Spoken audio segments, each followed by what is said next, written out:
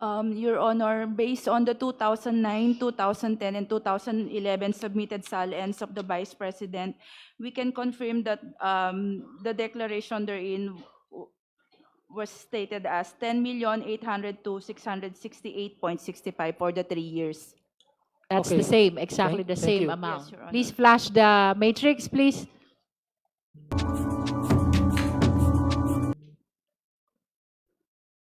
That's the 2009, 10, and 11 real assets. 10,802,668 pesos and 65 centavos, exactly the same amount for 09, 10, and 11. Honorable Tino. And for the sake of completeness, 2016, 2017, real assets, same. 2016 and 2017, Opo. real assets. Matrix.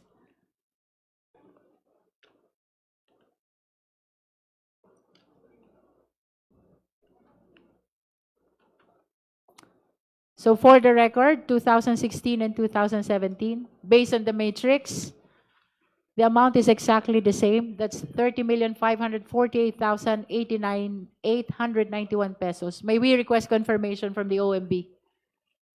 Your Honor, basing from the 2016 and 2017 SALN of the Vice President, the real properties declared therein is at 30,548,891 for the 2016 and 2017 So year. you confirm. Yes, Your Honor. All right. Uh, Honorable th- th- Tino? Thank you for that. Just a few observations, Madam Chair. Yes, you may proceed. Opo. So I suppose for the real assets that can be explained, no, kasi mga lote ito. So perhaps from year to year hindi magbabago. As to the personal assets, I don't have a copy of all of the SALNs. Could the ombudsman maybe just name the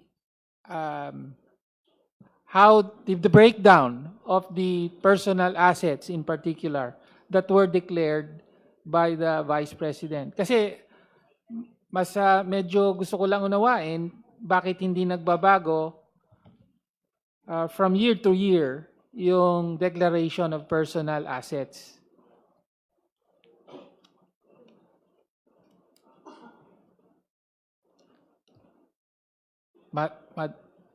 Ma'am? Your Honor, may I clarify kung anong year po ng SALN? Okay. So for example, yung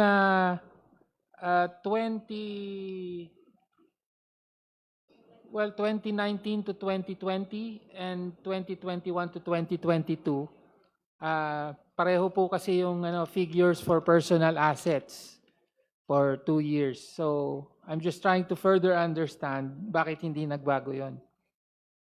I don't think, Honorable Tino, that Attorney Bato is competent to answer your question. No, as far as I know, there would be a breakdown of personal assets in the SALN, the entries. Is there a breakdown? You can confine your answer to what appears in the SALN. Your Honor, based on the SALN submitted by the Vice President, the personal properties were described therein. May description po. So can you confirm if the personal properties enumerated in the two concerned calendar years are exactly the same? That's Your- 20 and 21. Yes. 19, 20, and 21, and 22. Just to confirm, Your Honor, so we're speaking of the SALNs from 2019, 2020, 2021, and 2022. Yes.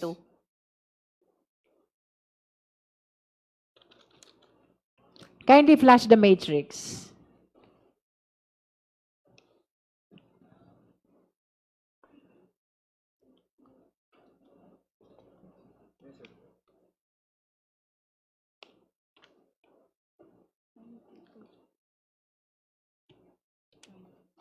The question of Honorable Tino is whether there are changes in the properties, personal assets of the respondent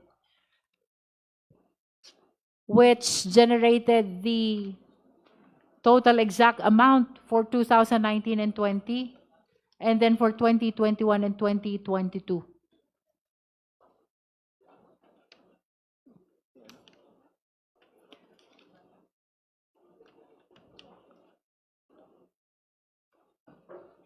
Maybe 2019 and 20 first. For the 2019 and 2020, Your Honor, based on the SALN submitted, we can confirm that the Vice President declared the same personal Exactly the properties. same personal assets. How about Could, 21 and 22? could we ask what assets were declared?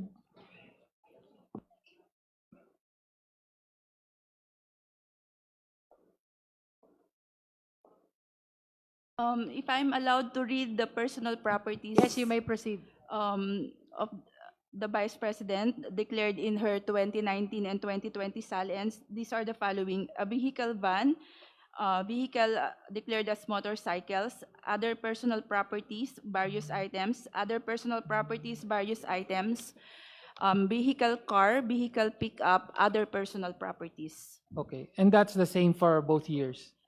Yes, Your Honor, we can confirm that it's the same for Okay. 2019 and 2020.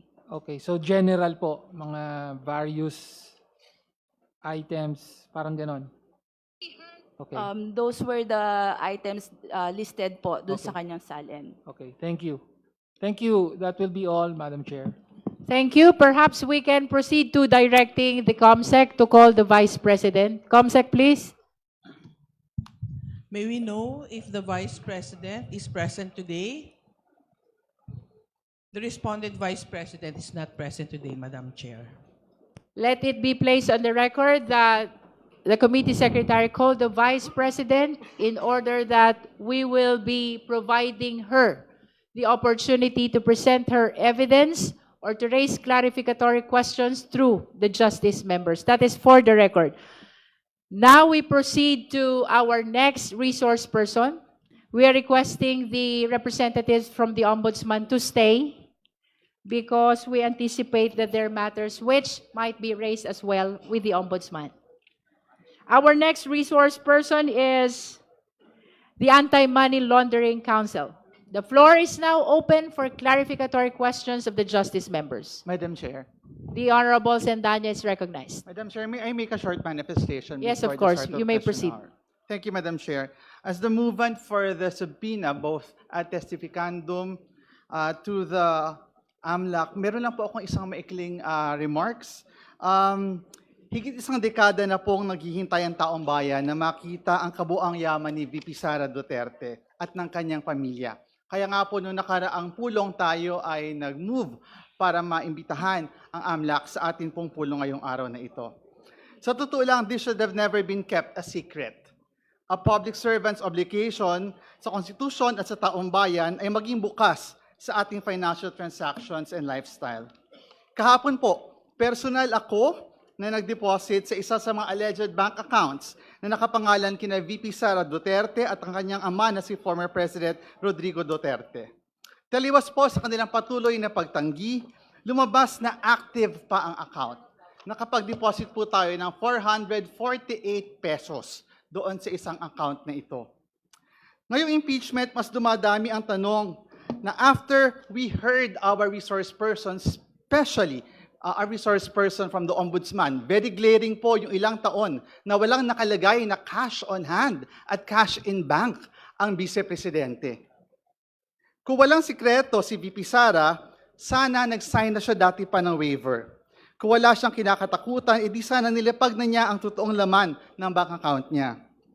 Kung totoong kumakain lang sa karinderya ang tatay niya at government salary lang ang natatanggap nila, iniisip ko nga po, paano na-i-encash yung cheque, yung sweldo niya, saan dumadaan? Kung wala siyang cash in bank at saka po wala siyang cash on hand. Pero that's for another conversation. Kung wala po silang tinatago, di sana wala silang kaba na haharap sa committee ito. Hindi tayo parang tumatawag ng spirit of the glass every time isa-summon ang Vice President to refute the evidence. Sa pagpresenta po ng report ng AMLC, ang tanong po ng taong bayan, sana masagot na ang maraming matagal ng mga pressing questions. And I hope that the AMLC will be able to shed light on these very important issues. Dito pong nakaraang mga sessions, may mga baon akong Mary Grace Piatos. Pero ngayon po ang baon natin, yung maraming tanong ng taong bayan, at sana po masagot ito ng AMLAC. Salamat, Madam Chair. Thank you, Honorable Sendanya. Madam Chair, Madam Chair, Madam Chair, Honorable Chel Jokno. as a movant as well of the subpoena that was issued to the AMLA, may I just make a brief manifestation? You may proceed. Thank you, Madam Chair. Para magampanan po natin yung ating tungkulin na malaman kung mayroong probable cause o hindi dito sa impeachment case na ito, mahalaga talaga na makita natin yung ebidensya. Kaya po natin hinimok ang Committee on Justice na maglabas ng subpoena dito sa Anti-Money Laundering Council. Ito po ay talagang hindi magiging imposible ang gawain natin ngayon kung hindi natin makita mismo galing sa AMLA kung ano yung hawak nilang records. Kaya this is, to me, one of the most crucial stages in our proceedings at the Committee on Justice. The evidence will speak for itself.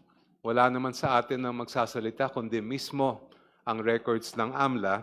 And through this procedure, the money trail will lead us to the truth. Thank you, Madam Chair. Thank you. Madam Chair, The Honorable Joboy Aquino is recognized. I would like to direct my clarificatory questions to the representative of AMLAC. Attorney Buenaventura, That Attorney Buenaventura. the Executive Director of Anti-Money Laundering Council. Okay. For the record, Attorney, the AMLA received a subpoena coming from this committee for the production of documents, records. Am I correct? Yes, yes, Madam Chair. We receive a copy of the subpoena. Okay. Did you bring the subpoenaed documents today? Yes, we have it with us. Is it possible for us to tender it, to transmit it now? The committee secretariat is directed to approach Executive Director Buenaventura to receive the subpoenaed documents from the Anti-Money Laundering Council. The same will form part of the records of this proceeding. Honorable Joboy Aquino. Madam Chair, may we ask that all the members be provided a copy of the report from The AMLA? COMSEC is directed to reproduce the documents and provide the same to the respondent vice president, the complainant, and all the justice members. Madam Chair, the same The Honorable request, Adjong. the same request is asked of the committee secretariat to provide the SALNs as we have already requested earlier, Mr. Chair. We still haven't gotten the As far as the copy of the SALNs is SALNs. concerned, I understand that we have directed the COMSEC already to provide the same to all the parties, including the justice members. That is correct, Madam Chair. So we reiterate our request, Madam Chair. Thank you. Madam Chair, can I continue? You Madam may Chair? proceed, Honorable Joboy Aquino. Thank you, Madam Chair. Attorney, I understand that you have a cover letter which describes the documents that you have submitted. For the record, please tell us about these documents. Did you mention a cover letter? Do you confirm having submitted a cover letter among the documents? Yes. Yes. May we direct the Yes, COMSEC? Madam Chair. Please find this cover letter and flash this in the screen for the guidance of the justice members.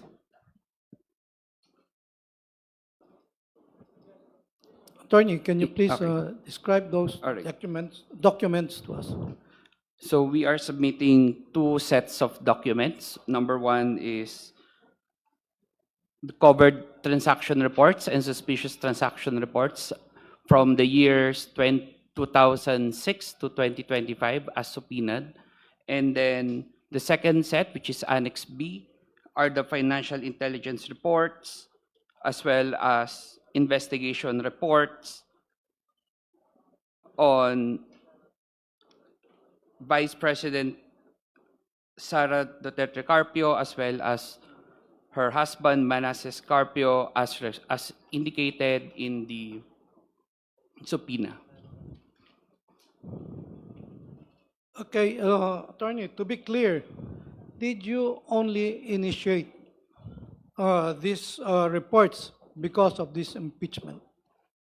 No, Madam Chair, we have, and EMLC has always been in constant monitoring of all the transactions, and while we have generated a latest one, all the data have been as far as back as early years. Okay? And kanino po mga accounts ang mga nakasaan dito sa mga dokumento na dala ninyo? Bali po, ito po ay mga accounts ni Vice President Sara Duterte sa kanyang individual or sole account. Kasama na rin po ang kanyang mga ka-joint account, kasama ang kanyang pamilya o ibang tao, o pati kanya ng asawa, at kasama na rin po ang account ng kanyang asawa na si Manasseh Carpio at ang kanyang mga ka-joint account na kapamilya niya o ibang tao man. Salamat po. Pinakauli na lang pong tanong. Sa simpleng tanong lang po, no, Attorney, makikita po ba rito sa mga dokumentong dala nyo kung meron mga perang pumasok o lumalabas dito sa mga accounts na to? Maaari po, maaari makita dahil yung pong report na covered transaction at suspicious transactions ay may makikita po tayo doon na mga transaksyon na maaring palabas at papasok po. Madam Chair. The Honorable Keith Flores. Madam Chair, medyo... Is this a point of order? Yes, point of order, Madam Chair. Madam Chair, I'm concerned with where we are going right now. We will now be discussing from the statements of the AMLAC representative, bank accounts. And I'm worried that the discussion might lead somewhere na pinagbabawal ng bank secrecy law. If that is the direction that the questions have been going and from the answers of the AMLAC. Are we not, in effect, violating the bank secrecy law, Madam Chair? For the guidance of the members, before I recognize the Honorable De Lima, the subject matter of the subpoena issued by the Justice Committee are not bank records. Instead, it is AMLC report uncovered in suspicious transactions. Likewise, the person we subpoenaed are not bank officials and employees. The person we subpoenaed is, of course, no less than the head of the Anti-Money Laundering Council. For the record, the coverage of bank secrecy law and for the guidance of the members are bank officials and employees and bank records. And the chair is of the opinion that the subject matter of our subpoena is apparently not covered by the protection of the bank secrecy law. The Honorable De Lima is recognized. Before the Honorable De Lima answers, Madam Chair, I just want to, from your statements po, well, it is true na, yun nga, hindi nga banks ang sinupina natin, hindi din bank employees ang sinupina natin. But parang yung, from the answers kasi kanina, it would deal with certain bank accounts already, Madam Chair. So wouldn't that, in effect, be parang circumventing also the bank secrecy law? We note the observation of the Honorable Keith Flores. Nonetheless, we are strictly compliant with the letters of the bank secrecy law. The Honorable De Lima is recognized. Thank you, Madam Chair. Tama po yung sinabi ng ating Chair na hindi po tayo sakop ng prohibition.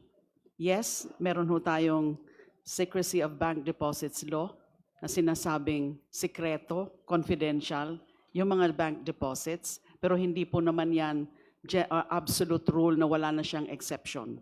Ang exception dyan, isa sa mga exception na yung cases of impeachment. Pero bago po ako to dwell on that, ay tungkol naman po dun sa sinasabing pwedeng may prohibition. Kasi nakalagay po sa Section 3 of the law itself. Louder, Republic Act- Honorable De Lima, Re- louder. Republic Act number 1405, or the Secrecy of Bank Deposits Law, it is explicit.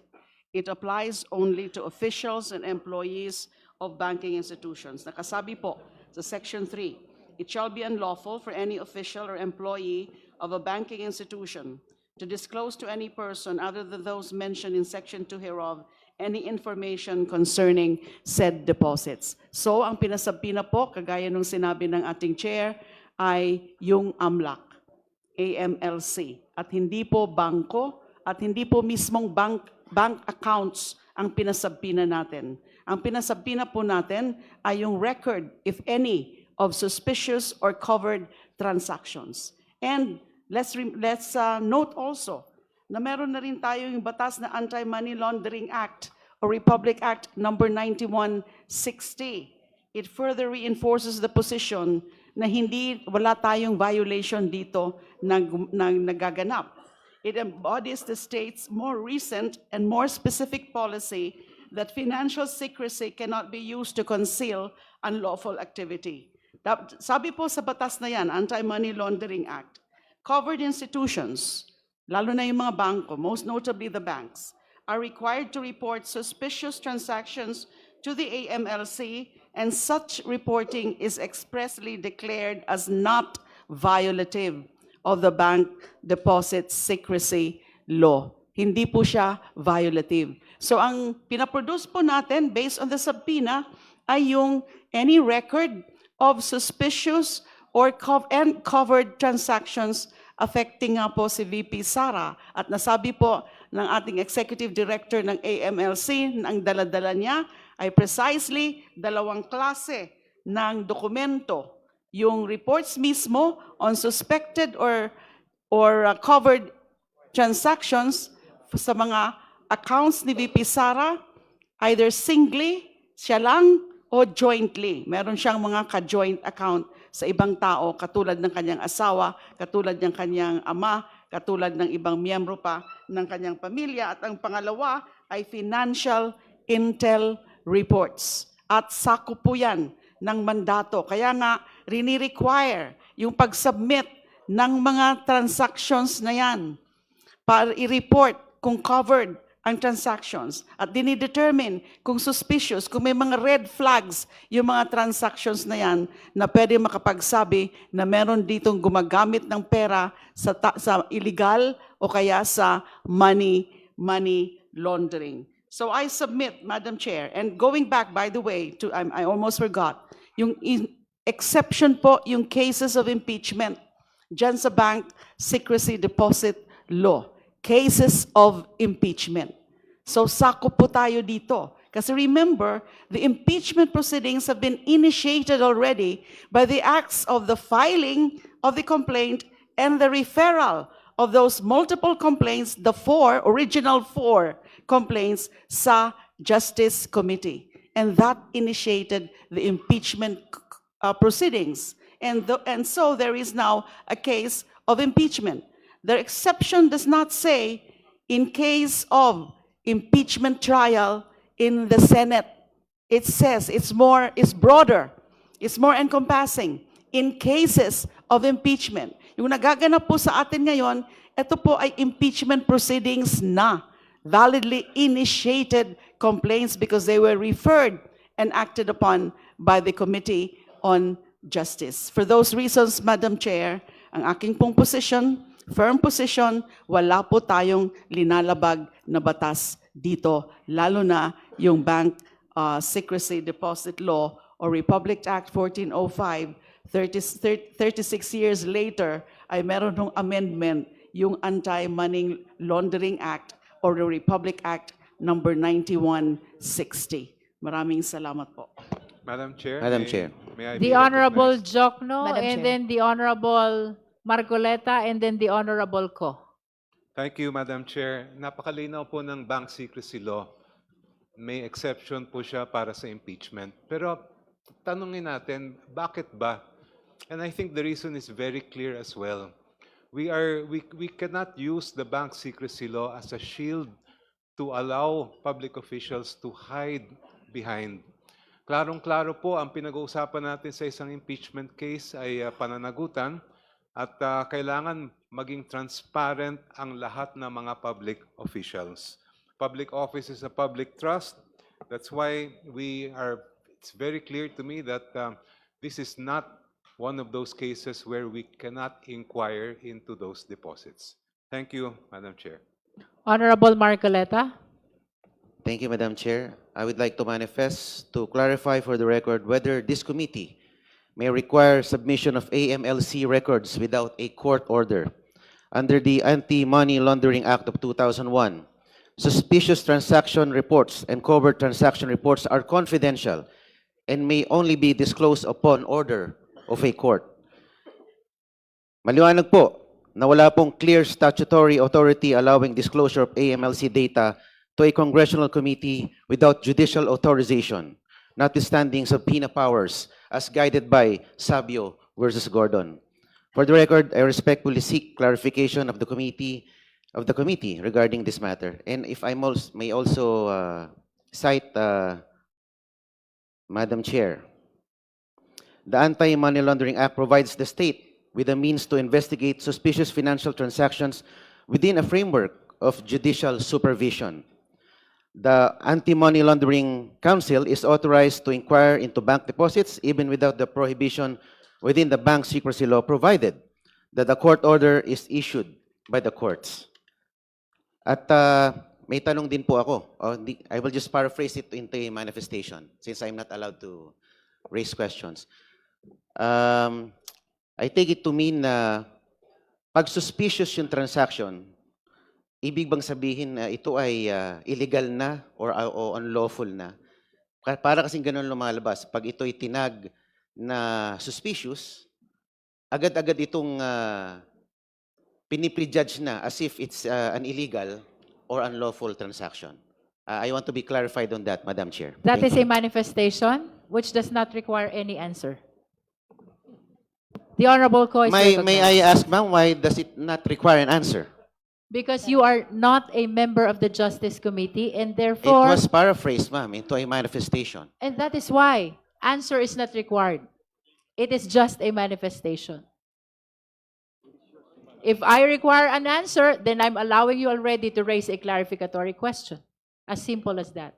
The Honorable Ko is recognized. My point is, madam, it's pag sinabi bang suspicious account o suspicious transaction, ito ay nangangulugan na ito ay agad unlawful or illegal. That is your manifestation. We end there. Honorable Ko is recognized. And the Filipino people heard my manifestation. Chair. Thank you, ma'am.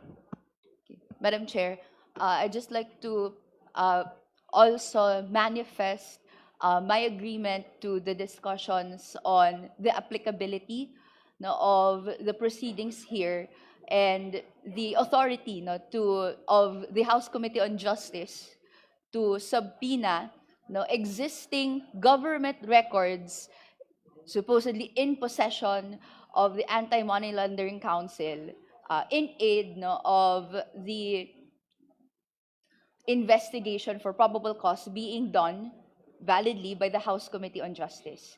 Now, I'd also like to second the manifestation that the exception as provided in the bank secrecy law, while the position of the committee and the chair ay hindi naman applicable kasi ang nandoon at ang covered nun ay bank employees, nonetheless, there is a textual exception doon says, quote-unquote, in cases of impeachment.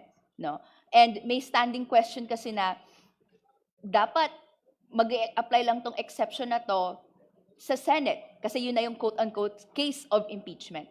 Pero the 1987 Constitution is clear. Under Section 3, Article 11, the House of Representatives shall have the exclusive power to initiate all cases of impeachment. So what we're doing now is under the coverage of cases of impeachment. So clear naman po yung pagka-fit ng words ng 1987 Constitution and the bank secrecy law. And siguro, Madam Chair, I'd also just like to raise a general comment for the benefit of the public and not specifically to answer any specific comment by members, no, but also para ma-enlighten yung public. Yung nakalagay po sa Section 11, no, na quote-unquote bank inquiry power requiring a court order, hindi naman po nakalimit doon yung kakayahan ng AMLC to produce documents. Lalo na if the AMLC reports or information is already in possession of AMLC, no, prior to the starting of the impeachment proceedings, as confirmed by AMLC earlier, no, any reports of transactions, hawak na nila, no, and under the valid processes of this government agency, kinakausap yung kapwa government agency na i-produce yung information na hawak nila, rumirespondi po sila accordingly. May lawful authority po ang government agency na ito na gawin yon, i-ask yon from a different government agency. So yun po, fully covered yung lahat pong ginagawa ng House Committee on Justice on these impeachment proceedings. Thank you, Madam Chair. Madam Chair. Now, can we proceed to the report of AMLC? Madam Chair. The Honorable Adjong is recognized. Madam Chair, if Congressman Joboy Aquino is done with his questioning, I'd like to ask AMLC. Honorable Joboy Aquino, are you done with your Yes, clarificatory questions? Finally, I'm done. Yes, Madam so Chair. we can now proceed to Honorable Adjong. Thank you, Madam Chair. Bismillahirrahmanirrahim. Assalamualaikum warahmatullahi ta'ala wa barakatuh. Magandang hapon na po. Magandang hapon po sa atin lahat. I'd like to direct my questions to AMLAC. Brad, magandang hapon. Your position as Executive Director of AMLC is not an ordinary opinion, no? It's actually created and governed by a certain law. Can you confirm to me that this law is the RA 9160? Yes, Madam Chair, it is governed by the Anti-Money Laundering Act, which is RA 9160 as amended. Thank you. And Section 8 of that law mandates, the law that mandates your position demands a certain qualifications, no? Just to be brief about it, I would like to enumerate to you the qualifications by which you are entitled or you are allowed or qualified at least to hold that position that you're occupying right now. Number one is you must be a lawyer, at least 35 years old with it. You have a, of course, unquestionable integrity and possess at least 5 years of experience in financial regulatory institutions like the BSP, Securities and Exchange Commission, or any insurance commission. In your professional view, Madam Chair, Executive Director, bakit kinakailangan mag-set ng ganitong klaseng standards for an Executive Director of AMLC?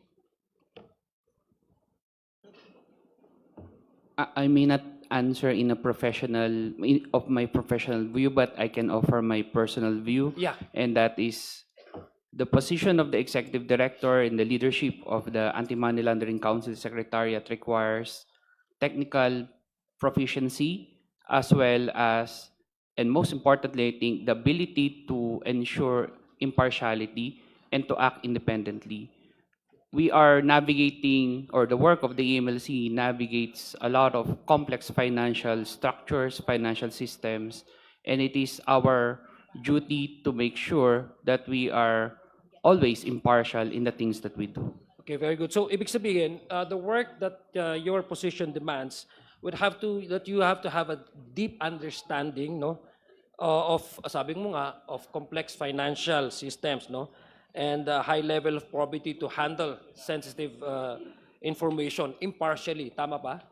Yes. That you are, you said, you mentioned earlier that you have to work independently. Does that also mean that you have to be impartial? Yes. When doing your work. Tama po ba? Yes, Madam Okay. Chair. Para po for the benefit of the public, because Madam Chair, I'm sure a lot of our kababayan now are watching, no?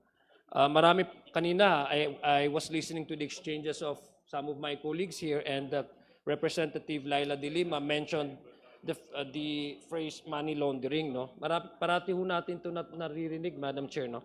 In simple terms, no, for the benefit of our ordinary kababayan, ano ba ibig sabihin ng money laundering? kasi you can be technical in your explanation, or you can be, you can, sabi nga ni Congressman Garin, laymanize it. for the Honorable understanding Adjong of is our- just requesting for an explanation as to the nature of money laundering as an offense. Yeah.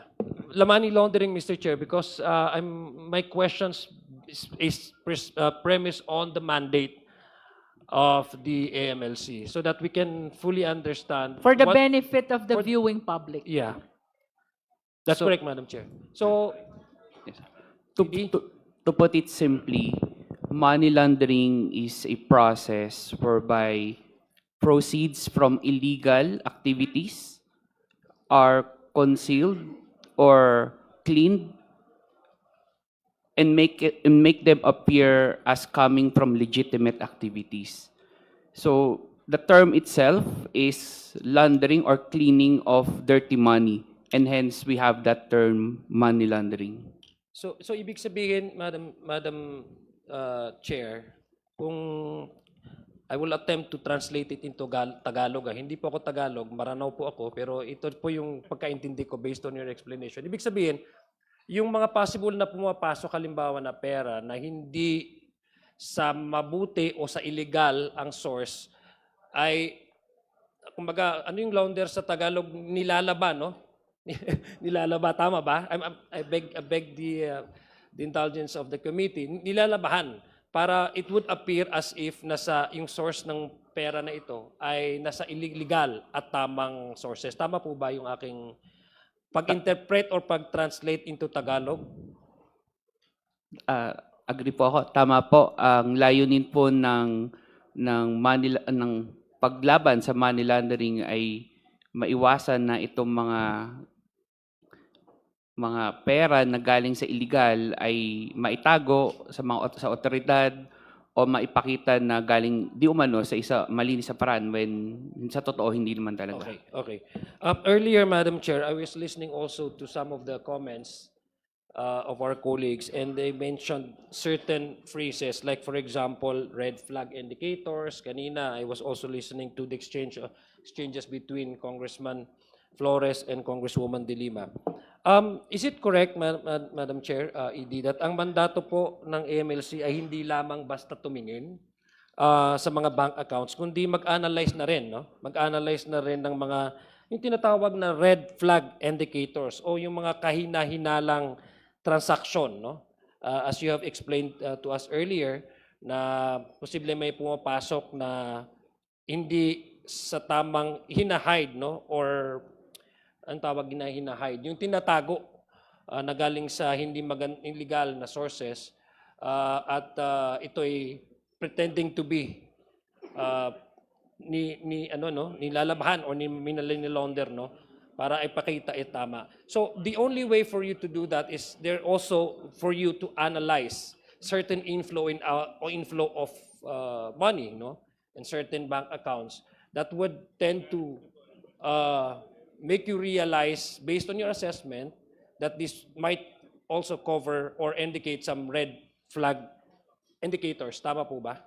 Tama po. Nabanggit niyo po yung mandato ng AMLC and ang mandato po niya ay panatilihin ang integridad ng financial system natin, na dapat malinis ang financial system natin. At isa sa pinakamahalaga, o hindi man pinakamahalaga sa gawain namin ng AMLC ay ang mag-analyze ng mga transactions at aksyonan kung ano man ang makita tungkol dito. Okay, so when you do the analyzation of the red flag indicators, kasi mayroon din kayong sinasabing, may terms na sinasabi na covered transaction and yung sinasabi nating suspicious transactions. And this is by way of analyzing yung sinasabing kung may red flag indicators pa at kung wala, no? So can you, no, for the benefit again of this committee and perhaps the general public, can you try to define ano po yung pagkakaibahan pag sinabi mong covered transaction at saka sinasabi mong suspicious transactions? Am I allowed to speak na lang po in Filipino sa mas yeah, madali po naman. maipaliwanag? Mas maganda magpaliwanag ka na lang. Ako, hindi nga ako Tagalog, pero nagtatagalog ako para maintindihan ng ating taong bayan. So, feel free to To explain it in Filipino, Sa Madam Chair. yung covered transaction po sa konteksto ng financial institutions or particularly for banks, ito ay ang transaksyon na mahigit sa 500,000 piso or 500,000 sa loob ng isang araw. Automatic po itong nire-report ng mga bangko sa EMLC. Yun naman pong suspicious transactions ay mga transaksyon na wala namang o hindi kailangan na mataas o mababa sa particular na halaga, so kahit anong halaga siya, pero ang bangko ay may nakikita na kaduda-duda or may nakita siya na kahina-hinala or parang kakaibang red flag doon sa galaw ng transaksyon na yon, sa account na yon. Kapag ganun po, nire-report din siya sa amin. So mayroong hindi malinaw or naligal na basihan, no? O kahina-hinala yung flow nung pumapasok at lumalabas na pera, tama po ba? Apo, so halimbawa po Yun po niyan. yung sinasabi nating suspicious Yes po. transaction, tama. Yeah, would you like to Ay, further explain? Opo, magbigay lang ako ng halimbawa kasi sa Section 3 ng batas, mayroong mga enumeration po doon. Isa doon ay kapag meron kang pumapasok o lumalabas na pera sa account mo, pero hindi malinaw kung ano ang pinanggalingan or saan nanggaling. Okay. So when you do the analyzation, para ma-determine nyo whether this transaction covers yung sinasabing suspicious transaction, do you analyze it based on certain personalities? Halimbawa, na involved doon sa, let's say, in certain bank deposits? Do you rely on personality or do you simply just analyze these transactions based on, based on the inflow of the money and the outflow of the money, based on the data and the number of the transactions involved? So, hindi po kami namimili ng personality. Ang tinitignan po namin dito ay yung data at yung numbers. So, ang titignan namin more than the people behind is ano ba yung movement, flow, frequency nung daloy ng pera. At kung meron bang kakaiba dito sa daloy na to. So, hinahabol po namin yung pera, hindi yung tao sa likod ng pera. So makatwid, you do not bother yourself with personality, no? Who may be involved in this suspicious transaction na sinasabi mo, whether the account is an account of a high-ranking official or a clergyman or anybody for that matter, no? Hindi kayo doon nagbabase doon sa kung sino yung holder ng bank account na ito, but rather you are actually following the inflow and outflow of these transactions, particularly the bank deposits in the outflow of this money, that actually has a certain, that gives you question that has no legal basis whatsoever, and this could probably be part of the suspicious transaction kasi walang ma-explain na po pwedeng pagkunan. Tama po ba? Tama po. We apply our processes uniformly. Hindi po kami tumitingin sa personality or sa kung sino man. Ang tinitingnan lang namin dito is, meron bang kakaiba dito na dapat pagtuunan pa ng investigasyon? So you don't direct actually your examination based on a certain political direction, but you follow where the money trails, where it will direct you. Tama ba? Tama po yun. Okay. So ibig sabihin, Madam Chair, it is very clear to say that your participation here does not dictate any political consideration, no? But you are actually here by virtue of the invitation of the committee, would also like to, explain to the committee some certain transactions that are in question that are covered by the complaints filed before the Committee on Justice. Would that be correct? Tama po. Tama po. Okay, sige. So, very clear po, Madam Chair, just to lay the premise na baka, baka itong hearing natin na ito is just we are dealing with a certain personality kasi ang respondent natin, ang Vice Presidente, ay baka sabihin ng iba na we are doing this precisely to, to direct towards a political objective, no? But based on the explanation of AMLA, with their participation in this committee, they are not, number one, they are not confined with, boxing their investigation whenever there's a suspicious transactions on personality, whether it's high-ranking or whether anybody, for as long as that number covers or that number determines a certain suspicious transaction, AMLA would really dig into the matter. Tama po ba yan? Tama po. Ang aking analysis. Okay, Babase so- lang po kami sa evidence po. At saka Okay, kung based ano on yung the nasa evidence, records. tama. Opo. So, Madam Chair, finally, for my last question, kung wala po kayong nakitang anomalya o red flag sa inyong opisina, wala po sana kayo dito, no? Tama po, as you have indicated earlier. Ang inyong pagpunta po dito at pagsumite ng mga dokumento ay patunay na may red flag indicators. Would that be correct? Meron pong mga Red flag indicators. STR, CTR. And the documents that were subpoenaed by this committee ay meron pong mga red flag indicators. As you have explained earlier, no? Na yung transaction is very suspicious, no? Yun nga, would you confirm also that these red flag indicators covers now the respondents that we are being that is now being heard by this committee? Tama po. Tama. Thank you, Madam Chair. Thank you. Any other member who wish to Madam raise Chair. clarificatory questions? Madam Chair. The Honorable Suntay and then the Honorable Marcoleta. Thank you, Madam Chair. Through the AMLA, may I know what are the instances when the AMLC can provide or inquire into bank deposits? What are the instances?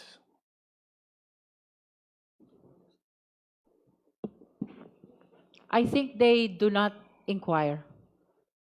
Reports are being Because under submitted to Republic them. Act, Madam Chair, under Republic Act number 9160, the Anti-Money Laundering Council has significant authority under the Anti-Money Laundering Act. Now, there are two instances when they can inquire into bank deposits. One is with court order, and the second without court order. So with court order, when can this be done? Now, with court order, when the AMLC can inquire into deposits if there is probable cause.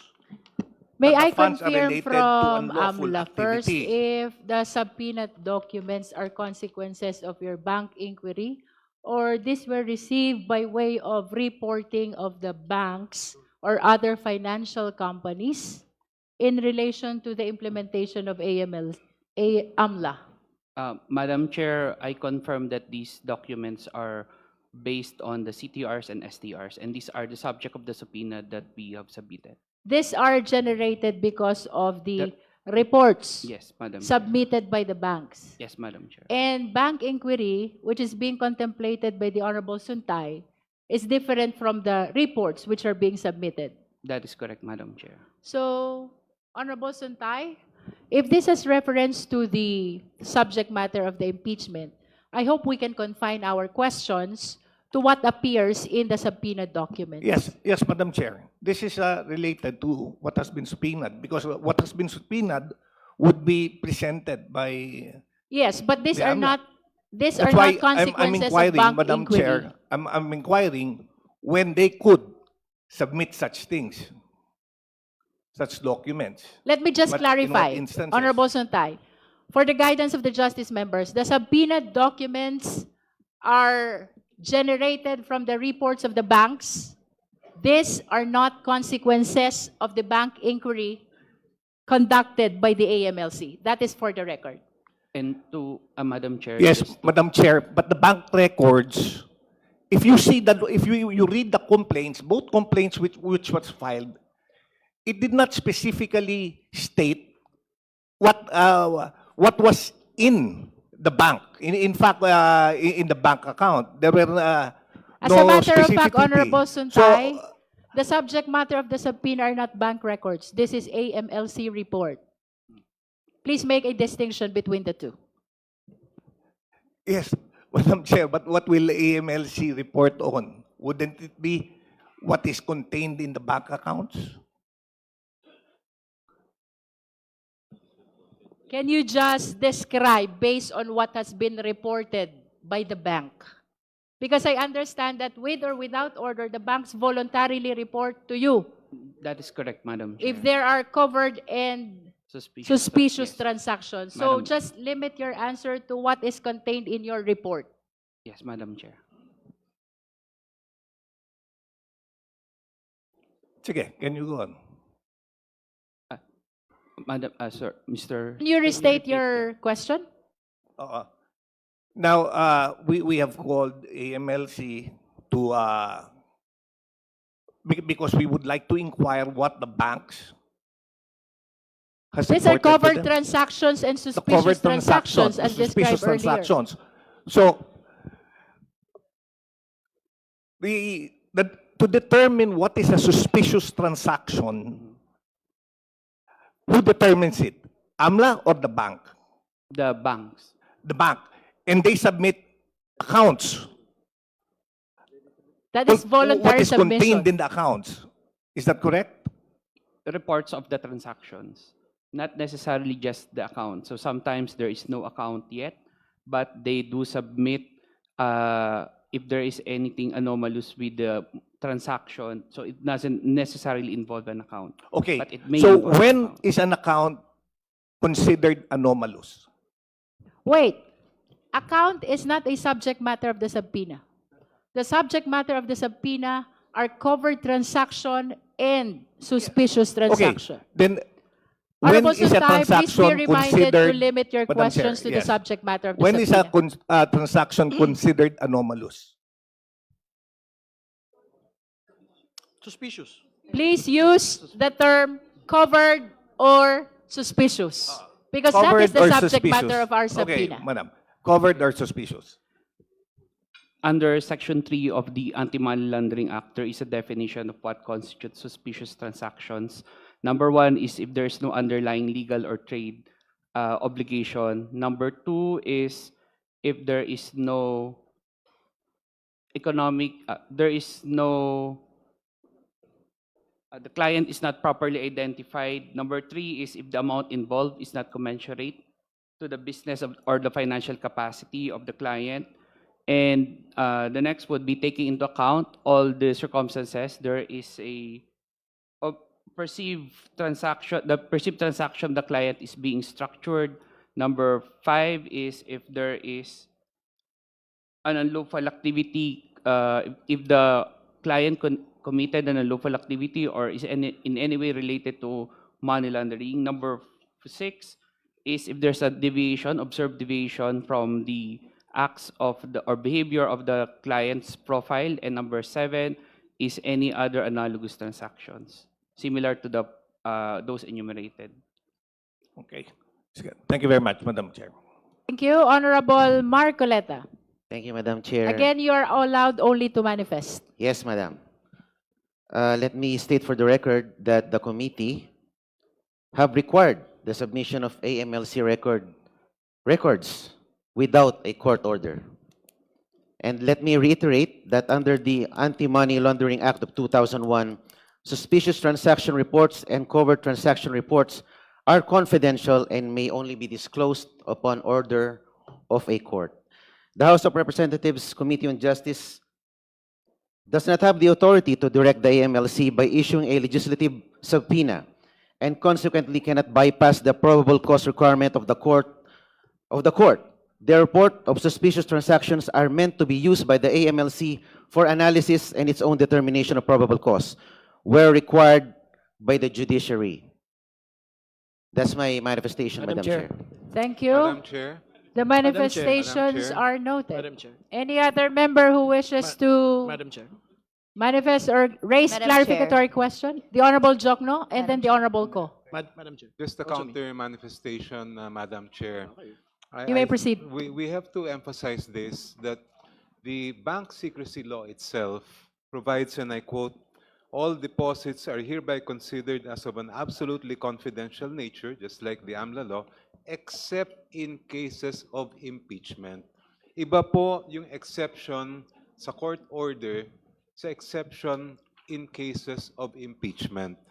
And I believe that the reason is very clear, because we are here speaking of accountability of public officers. If we allow the bank secrecy law to become a tool that will hide key evidence from the Committee on Justice, magiging baliwala po yung impeachment process. This will become an exercise in futility.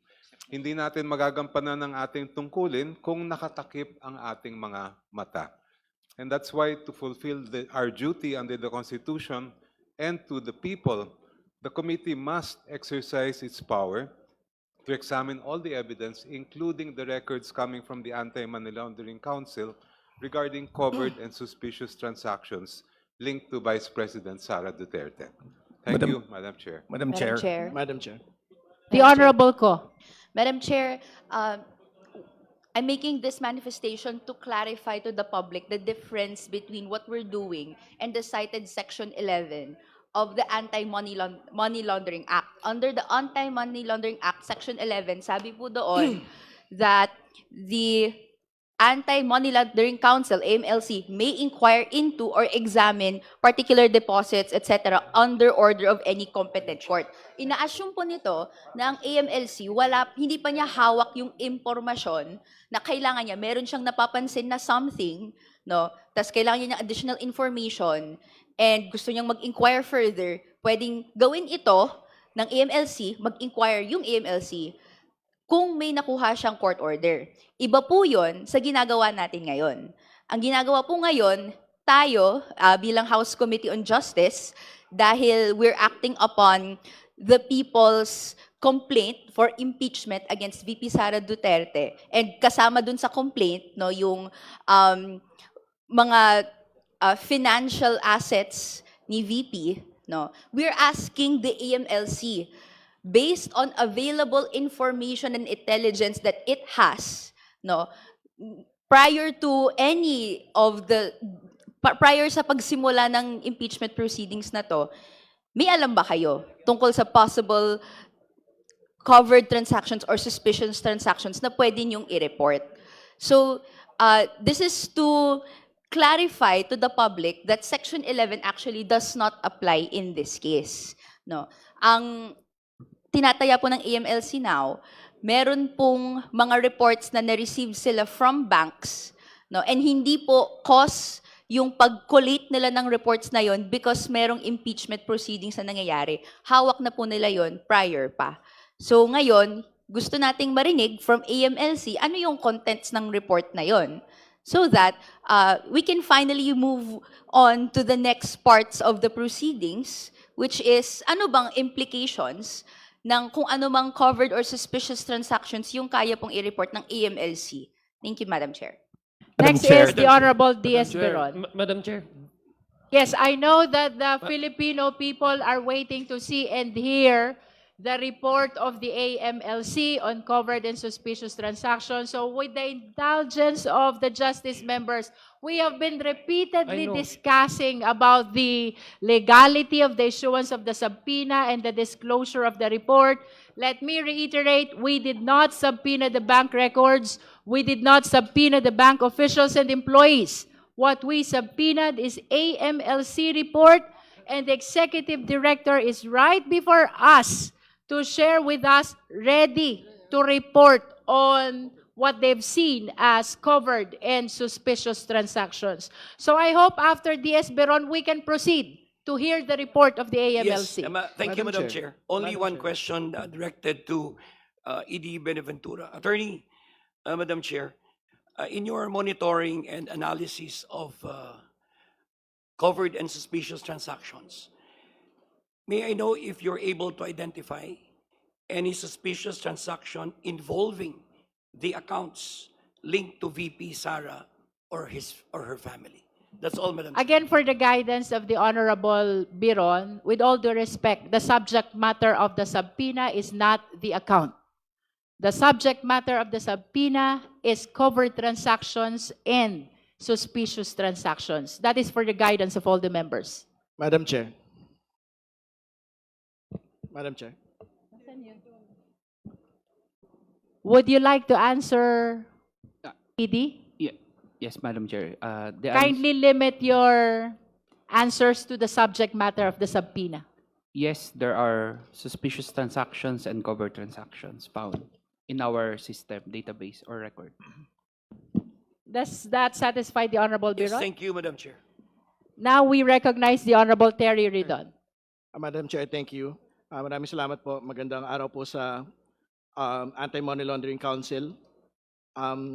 Meron po kayong mga dala pong mga dokumento, hindi po ba? So may Tama. cover letter at meron po tayong mga reports, no? Apo. Relating to the accounts of transactions of Vice President Sara Duterte and Attorney Mans Carpio. Can we refer to the cover letter first? And we'd like you to read it in full for the benefit of everyone. Right? The Executive Director Buenaventura is directed to read the letter. That is in relation to the submission of the documents.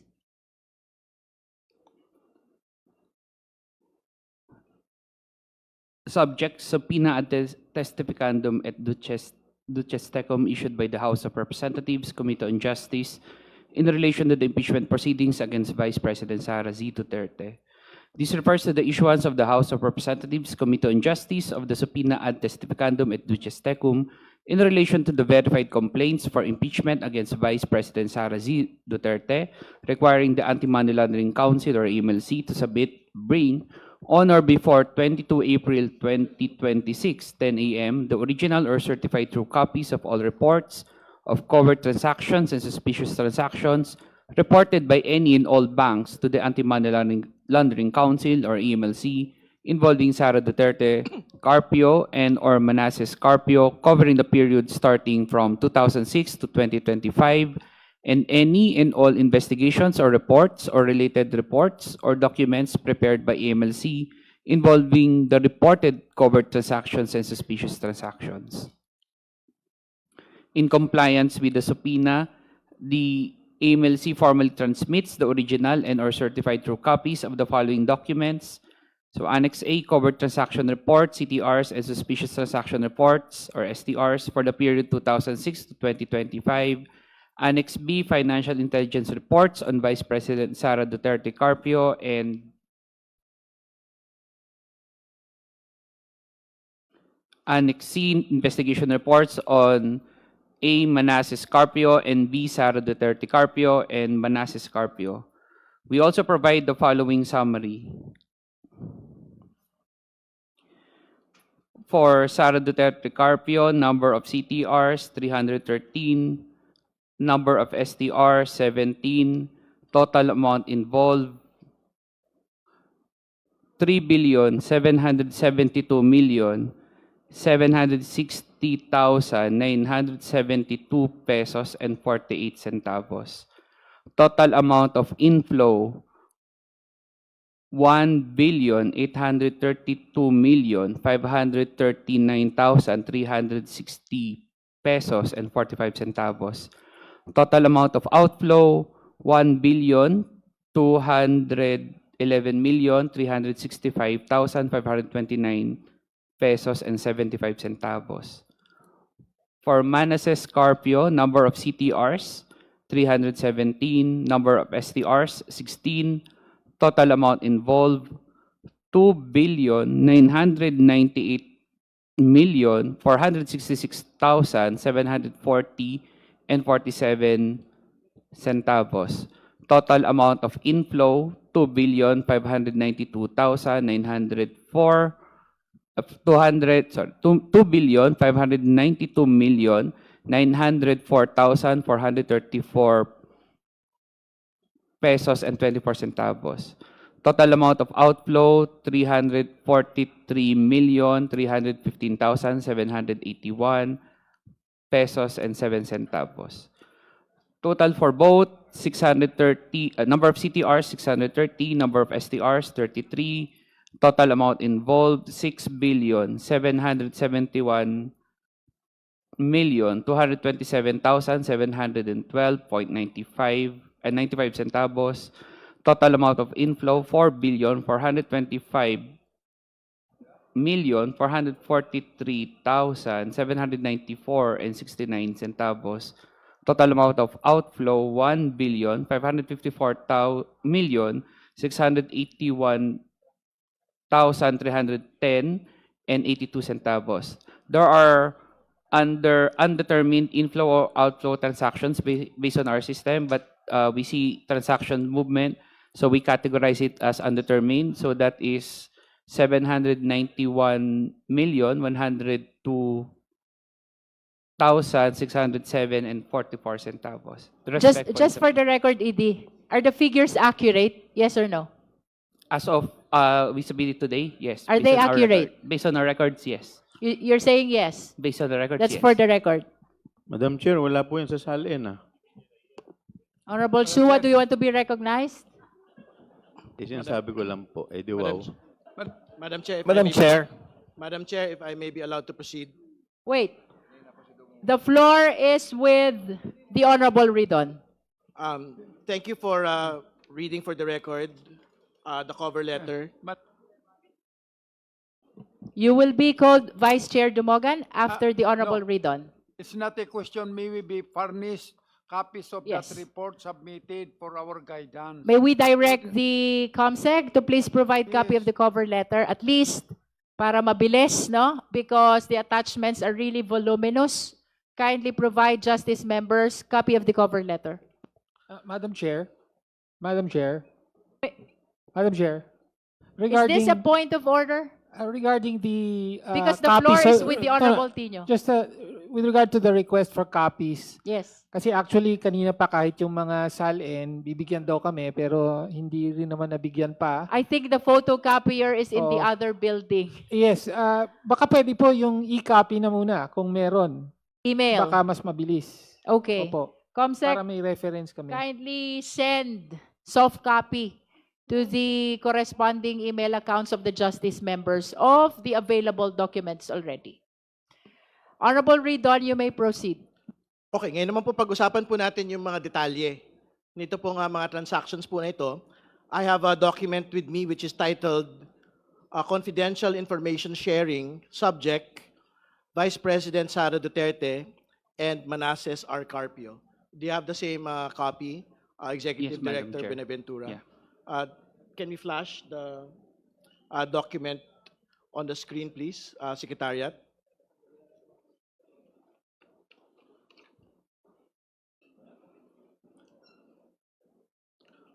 So we would want to direct the Executive Director not to read the entirety of it because it is a bit voluminous, but we would want him to read particular portions of it. I refer you to page 2 of the document, Summary of Transactions. Can you read from that point until Can we flash the document referred to by the Honorable Ridon? COMSEC, please be directed as well to provide a copy of this summary of transactions to the Justice members.